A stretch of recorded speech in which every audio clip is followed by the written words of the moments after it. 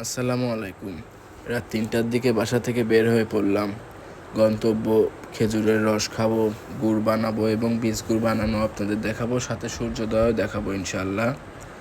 এই যে গাছ থেকে রস নামানো হচ্ছে, রাত বাজে ৩টা। এরা প্রচুর কষ্ট করে, রাত ৩টার সময় শুরু করে, প্রায় ৭টা ৮টা বেজে যায় গুড় বানাতে বানাইতে। এই যে দেখেন গাছ থেকে রস নামায় যাচ্ছে, প্রতিদিন প্রায় ১২০-৩০টার মতো গাছ থেকে এভাবে রস নামাই, যে রস সেকে জাল দেওয়া হচ্ছে। কারো রস খেতে মন গেলে জানাবেন, চোখ দেবেন না। এই যে গুড় বানানো চলতেছে, গুড় জাল দেওয়া চলছে আর কি। যে গুড় প্রায় শেষের দিকে গুড় বানানো, যে বীজ গুড় বানাচ্ছে, এটা একদম সেন্সিটিভ কাজ। এটা মানে এইটা যদি পারফেক্ট না হয় তাহলে গুড় ভালোভাবে তৈরি হবে না।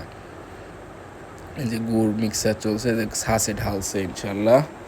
গুড় ছোট ছোট ছাঁচে, এটা পাটালি গুড় হবে, পাটালি গুড় হবে। এই যে এখানে আমাদের গাছি ভাইয়েরা থাকে, ছোট্ট ঘর, জাস্ট খেজুরের পাতা পলিথিন দিয়ে ওনাদের ঘর তৈরি করা। এই যে সূর্য